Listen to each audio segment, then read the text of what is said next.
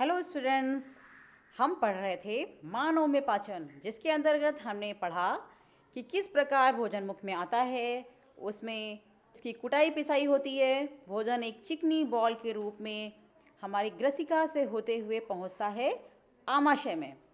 फिर आमाशय में उसका भौतिक और रासायनिक ब्रेकडाउन होता है, यानी कि वो छोटे छोटे टुकड़ों में तोड़ दिया जाता है। और इसके अलावा जो जठर रस, यानी कि जो आमाशय की दीवार से जठर रस का स्रावण हो रहा था, उससे किस प्रकार विभिन्न प्रकार के पाचक एंजाइम भोजन के पाचन में हेल्प कर रहे थे। जैसे पेप्सिन ने हेल्प की प्रोटीन को पचाने में, रेनिन जो दूध की प्रोटीन होती है उसको पचाने में हेल्प करता है, एमाइलेज कार्बोहाइड्रेट को पचाने वाला एंजाइम होता है, और लाइपेज वसा का भी आंशिक पाचन कर देता है। इसके बाद आमाशय का जो अधपचा भोजन होता है वो कहलाता है काइम, और ये पहुंचता है छोटी आंत में, यानी कि स्मॉल इंटेस्टिन में। और आपको मैं बता चुकी हूँ, स्मॉल इंटेस्टिन जो होती है, यानी कि जो छोटी आंत होती है, वो हमारी आहार नाल का सबसे लंबा भाग होता है, और मनुष्य में इसकी औसत लंबाई लगभग 6.5 मीटर होती है। और छोटी आंत का जो पहला भाग होता है वो कहलाता है ग्रहणी, और ग्रहणी में जो अधपचा भोजन है वहाँ पर इसकी भेंट होती है। स्टूडेंट्स, बहुत इंपॉर्टेंट, ये है यकृत, ये है लिवर। और लीवर क्या करता है? लीवर बड़ा इंपॉर्टेंट रोल प्ले करता है भोजन के डाइजेशन में। लीवर में बनता है बाइल जूस, यानी कि जो पित्त यानी कि जो बाइल होता है वो बनता है यकृत यानी कि लिवर में, और जाके पित्ताशय में स्टोर हो जाता है। और ये जो संरचना आपको दिख रही है, लीफ जैसी संरचना दिख रही है, ये है अग्न्याशय, पैंक्रियाज। इससे स्रावित होता है अग्न्याशयी रस। तो जैसा कि आपको याद होगा कि आमाशय में श्रावण हो रहा था जठर रस का, यानी कि उसमें से HCl जो निकल रहा था, हाइड्रोक्लोरिक अम्ल, वो काफ़ी स्ट्रॉन्ग एसिड था। उसके विपरीत ये जो बाइल होता है, और साथ में ये जो अग्न्याशयी रस होता है, अग्न्याशयी रस की प्रकृति होती है स्टूडेंट्स क्षारीय, और ये एक कंप्लीट पाचक रस कहलाता है, क्योंकि इसमें ढेर सारे एंजाइम पाए जाते हैं। जैसे कि सबसे पहला हमारा जो एंजाइम है वो है ट्रिप्सिन। ट्रिप्सिन तो स्टूडेंट्स, अग्न्याशय से जो पहला रस सिक्रीट हो रहा है, पहला एंजाइम है वो है ट्रिप्सिन। ये क्या कर रहा है?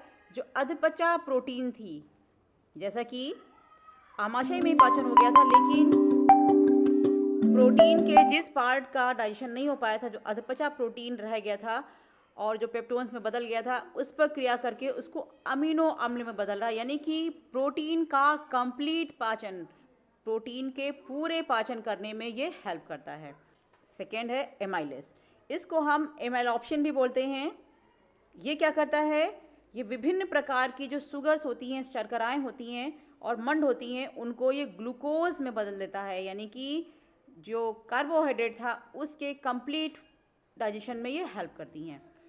तीसरा जो है वो कहलाता है स्ट्रिएप्सिन।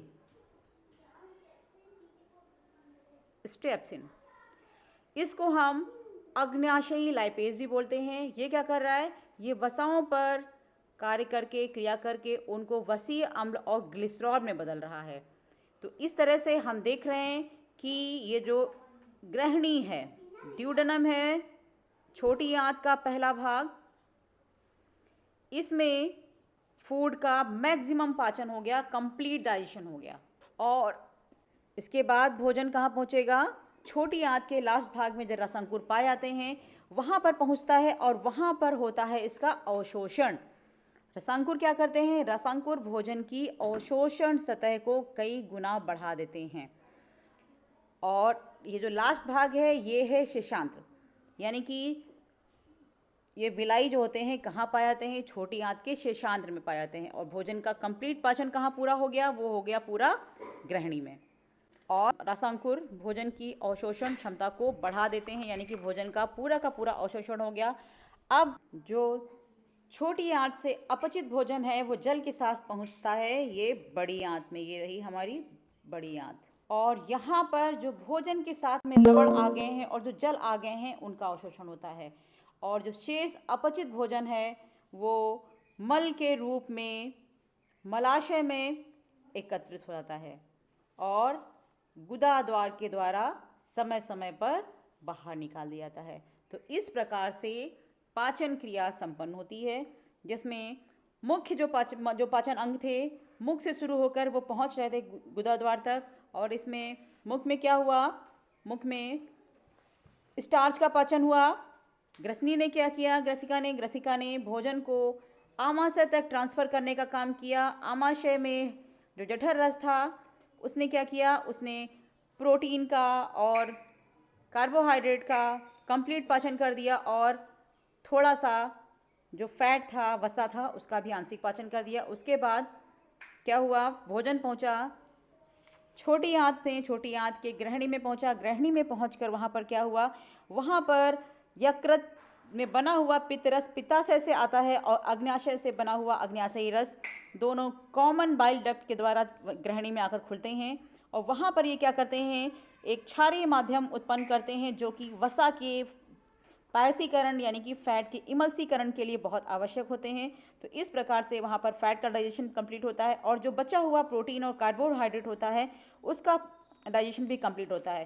तो यानी कि जो ग्रहणी हो गई छोटी आंत का जो फर्स्ट पार्ट हो गया उसमें भोजन कंप्लीटली डाइजेस्ट होता है। फिर वहाँ से भोजन पहुँचता है शेषांत्र में यानी कि इलियम में। वहाँ पर पाए जाते हैं ढेर सारे रसांकुर। रसांकुर क्या कर रहे हैं, रसांकुर जो भोजन के पोषक तत्व थे उनका मैक्सिमम अवशोषण कर लेते हैं और यहीं पर भोजन का डाइजेशन जो होता है और अवशोषण होता है वो कंप्लीट होता है।